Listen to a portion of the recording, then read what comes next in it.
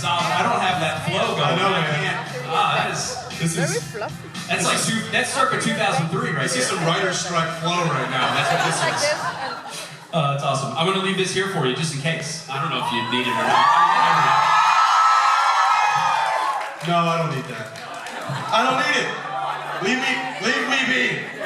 Take it away. Try, guys. See you, buddy. I'd rather just do it on Monday.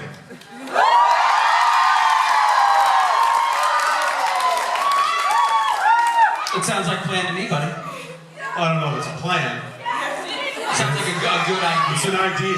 Sounds like a possibility. It's a notion. It sounds like a possibility that if, for whatever reason, it doesn't happen, it's Rob's fault. Well, it's definitely Rob's fault. Yeah, I mean, Whatever happens. that's what I'm saying. Right. Yeah, all right. Well, In fact, Monday night might very well be the greatest concert in JIB history.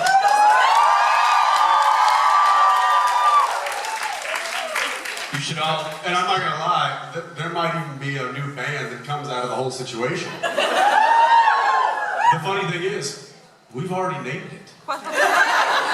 And it's called No Rob.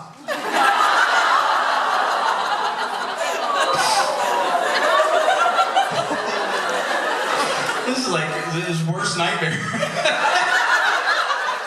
It's been an ongoing joke we've had all weekend, and you should all tell Rob about it. All right, see you guys.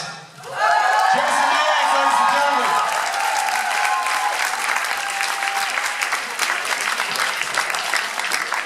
Isn't he the best?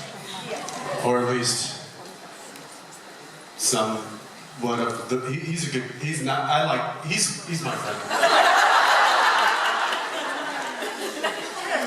We'll go with that. Hi. How's everybody doing? Can I say?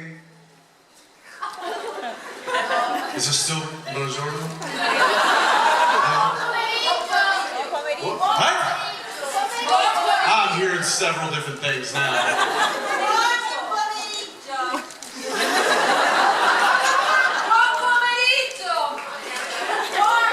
Coco Maricho? Mia. Mamma Mia? Mia. What? Who's saying that? It's a me, Mario. No, seriously, what, just one person speak. That person right there. Bomboricho. Bon? Bon Mariglio. Pomeriggio. Y'all ever see those commercials about wanting to learn a new language? The best one ever. And if you haven't seen it, you should look it up. But it's the German Coast Guard video. Have you seen that one? No. So, this new recruit gets brought into the control station, and it's the German Coast Guard, and the guy's speaking to him in German. He's like, okay, this is this is that, good luck, kid. Smacks him on the back, walks out. Kid sits down, all of a sudden over the radio comes a mayday. And it's a British ship.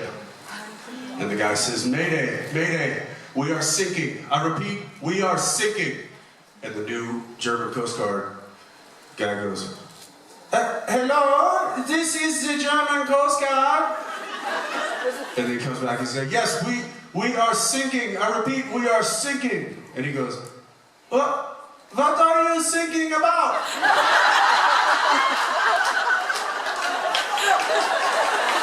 So bad.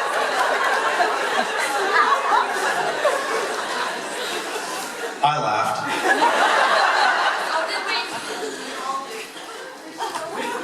Whatever, it was a funny commercial. Shut up! Hi.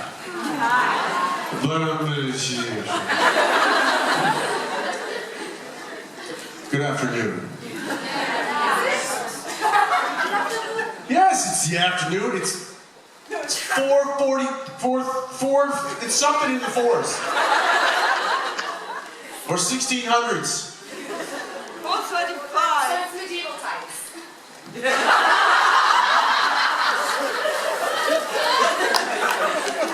Welcome to medieval times.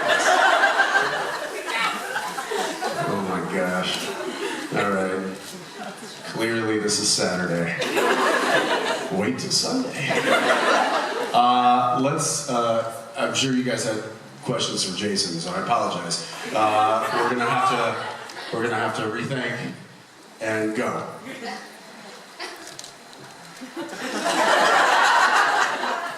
I know, that's why they make the mic stands adjustable. Yeah.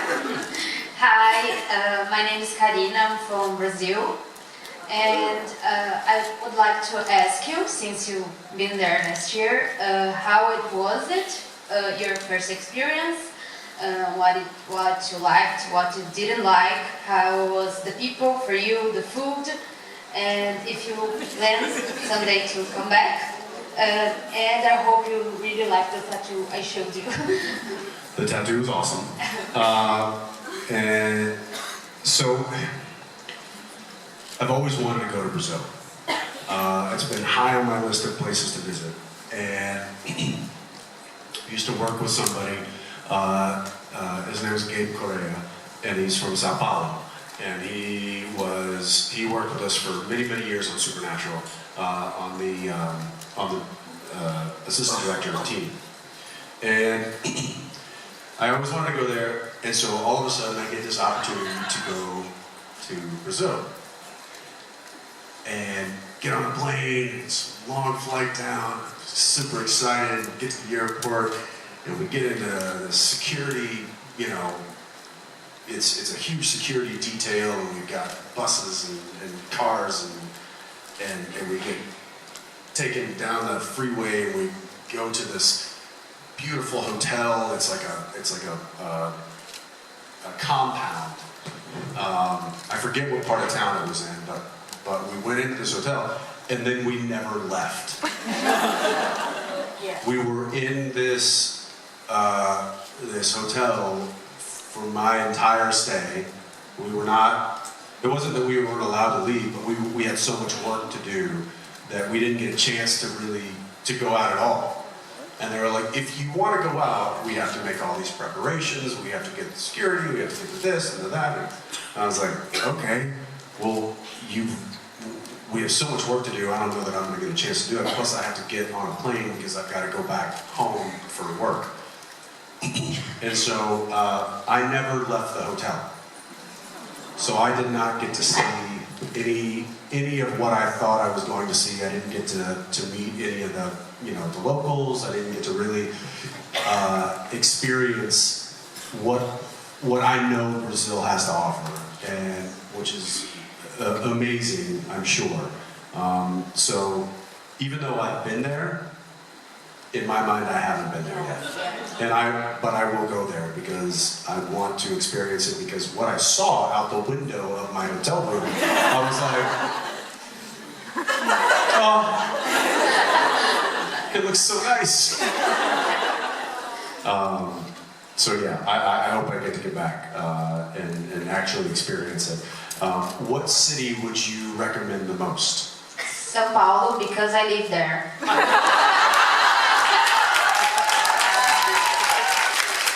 Please, there. Do I have a tour guide? Yes, I can recommend someone. I don't know, maybe. Okay, all right. If you think of the name, let me know. Okay. Thank you very much. Obrigado. Thank you. Obrigada. Hi.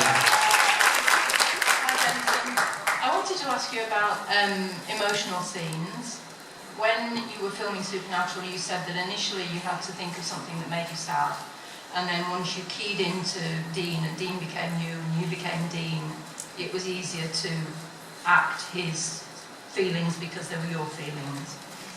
So when you took on Bo Arlen, that you hadn't done for 15 years or even a year, and Ben, Soldier Boy, how did you go back to basics and start thinking again about sad moments in your life to help the scene, or were you able to key in a lot quicker this time because you're more experienced? It's a really good question. So, yeah, very perceptive in the fact that I didn't have all of those years with those characters, but there were emotional scenes. I would say there was probably more of an emotional, humanistic emotional. All right, calm down. Okay, thank you. Where's the prayer bowl?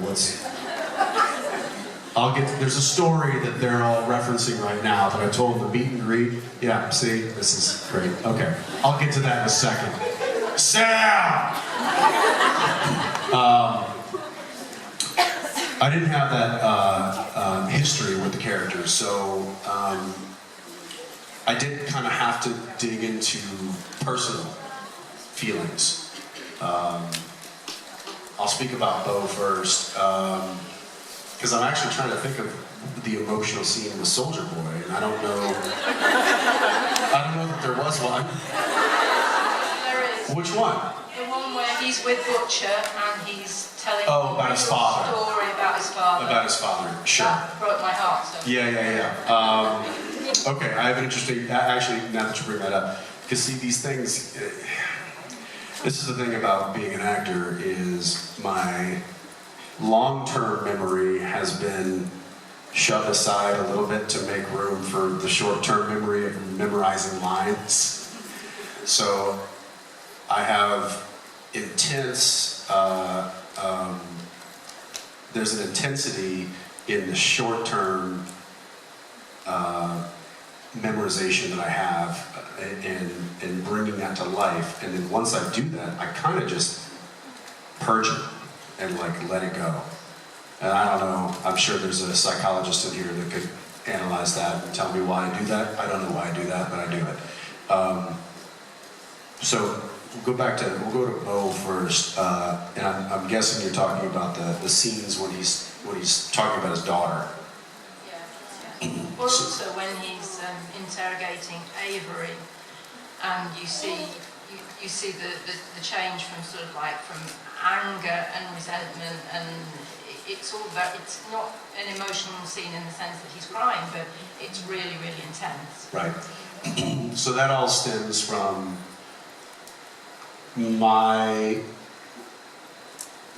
basically I dive into what would I do as a father in this situation? And then how can I relate that to this character?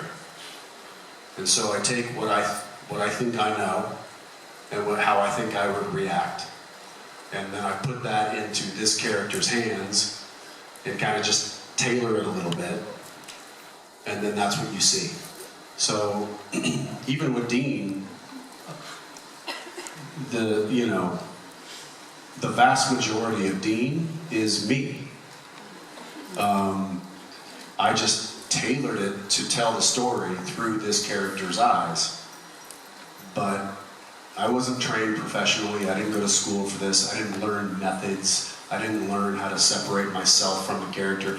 I basically find what relates to me as a person within the story, within the character. I extrapolate on that, and then I apply it to the character. Same thing really with Soldier Boy.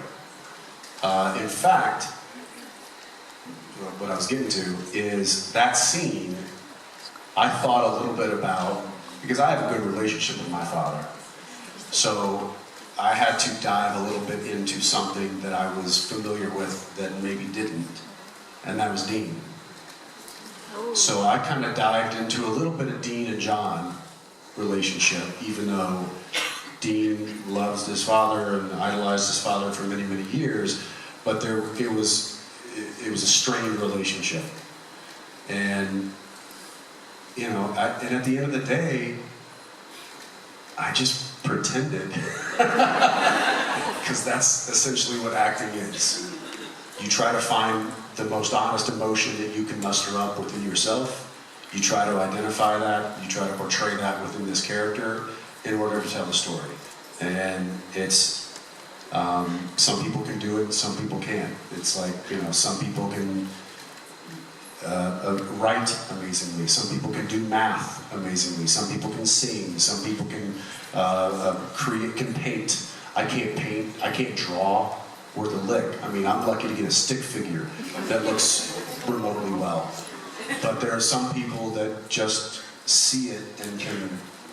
And I just, for some reason, can see. You know, you guys seen that movie Good Will Hunting? When he talks about how he can do math, he's like, Beethoven could just see the piano and he could play. Now, I'm not saying that I'm Beethoven as far as acting goes by any means, but I can play.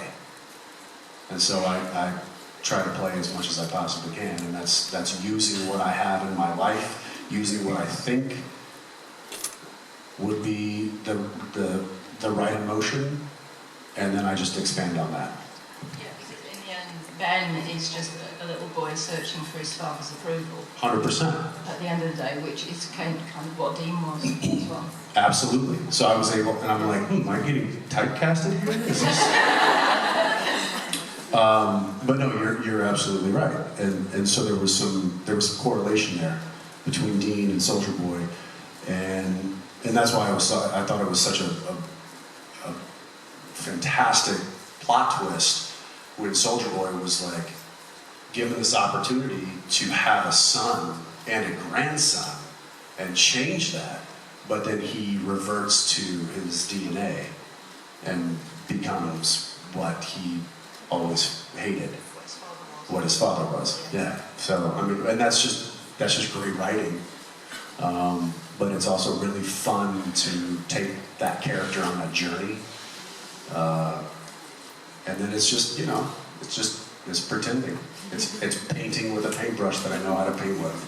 And you do paint very, very well. Thank you. Thank you.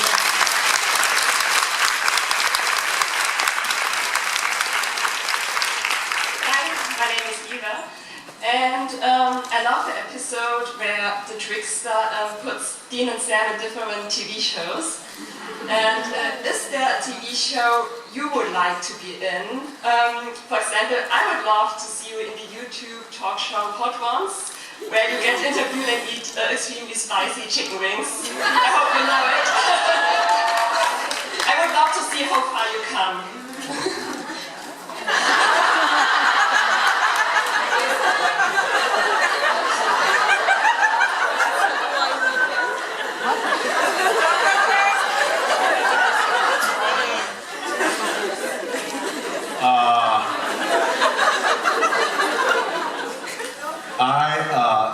I have said for several years now, before the show got big. You know it. You know the show.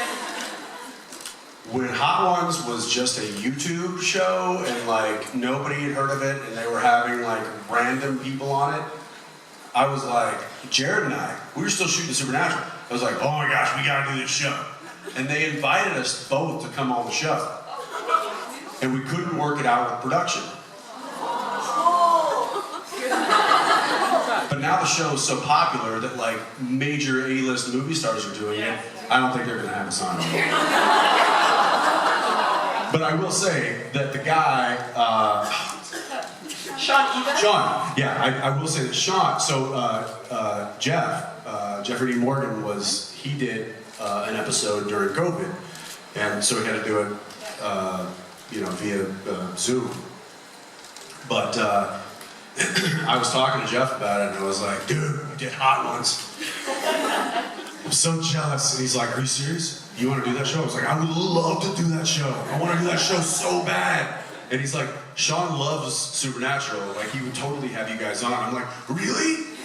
And then I started watching the show, and I was like, oh, well, like, Charlize Theron's doing it. And, now there's just too many big names. Who was the latest person? There's, like, huge names that do it now. Yeah, really huge names. Pedro Pascal, Jensen. All right, enough with Pedro Pascal. I've had about enough of Pedro Pascal. The guy he's too awesome, and I want to be him. Did you guys watch This Is Us, or The Last of Us? Yeah. This Is Us. Good show, though. Shout out to Sterling and my boy Justin.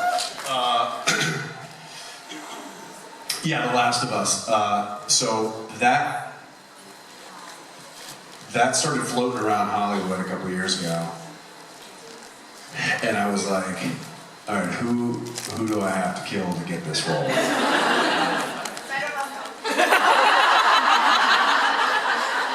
And it became very clear that his name was Pedro Pascal. And because I'm a law-abiding citizen, I did not kill him. And instead I watched The Last of Us on my iPad with hate in my eyes. Take a selfie. What? All the hate. All the hate? You take a picture of the hate in your eye. Oh, did I take a picture? Did I take a selfie of the hate in my eyes? Remember it forever. No, but I can show it to you right now. It looked a little something like this.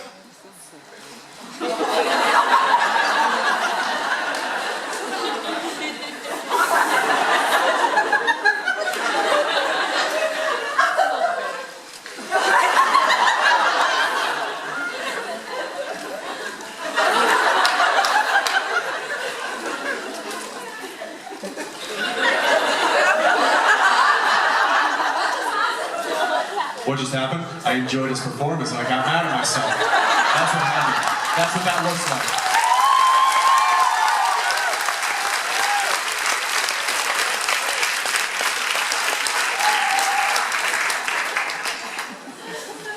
God bless you, Pedro. You're killing it. Good for you. But that's the thing too, like in this industry, like am I jealous? Yeah. Envious? Sure. But I'm also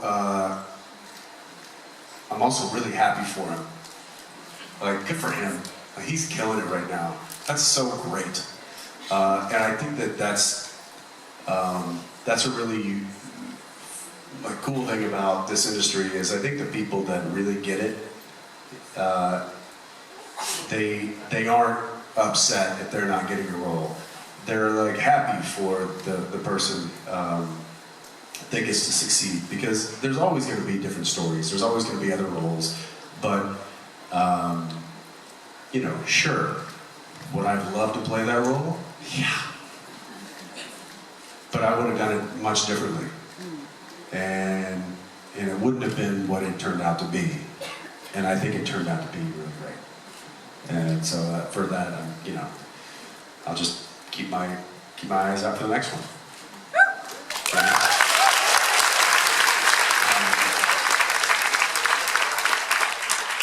I don't remember where we were, what we were talking about. Hi, my name is Naomi, and I'm pretty sure about what you're gonna answer to this question, but what can you tell us about this rumor spreading online that you're on a top 3 list to play Batman?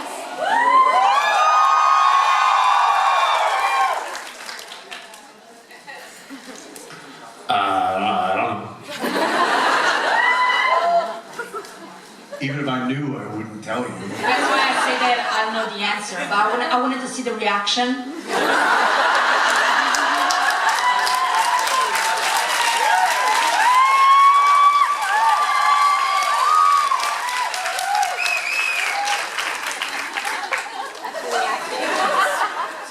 I mean, could I do it? Sure. Would I want to do it? Yes.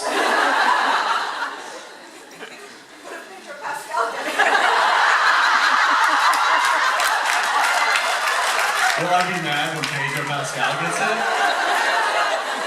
Yeah. God bless you, Pedro. You just keep killing it, buddy. Let me know when you pass on something. Look, I don't. Right now, nobody's talking about anything. I think it's. Everybody knows that there's a strike going on in the entertainment industry, and until that gets solved, nobody is having conversations about anything. People are having conversations in-house, but those aren't necessarily conversations that are being talked about outside. So would I entertain the idea of playing my favorite superhero of all time? Nah, I'm good. It seems like a lot of work. You know, gotta put on a whole suit and be a superhero. Oh, you like it? I love it. Sign me up. And I have a question for you. Yeah. If, by some miracle, Yeah. when I get to put the cowl on, does the voice need to be radically different? Well, I mean, Batman is my favorite superhero. I get you. So I think. But like, you Not know, just Christian the Bale, like he went like. No. No.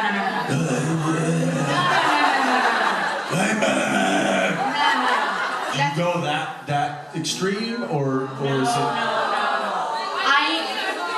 I honestly believe that either from the voice, but you'd be perfect for it because your voice is the Batman voice. Okay, but Batman has to be different from Bruce Wayne. Yes, but not so much. Like, yes, Bruce Wayne is normal voice, and Batman just a little bit lower, but not too much. I mean, it's not having like cough every day. It's not a sore throat. Exactly. Okay. So it's so Bruce Wayne would be here. Hi, I'm Bruce Wayne. Yeah, that's How are you? Yeah. And then Batman.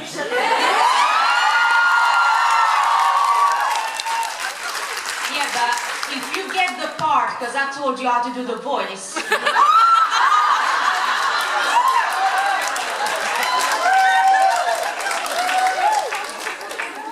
I need an on-set, like, helper, assistant, somebody to, like, you know, help me get the cape on. Where do I sign? I'll send the papers your way. Even for free. Even for free? No, you'll get paid. What is that? What's happening?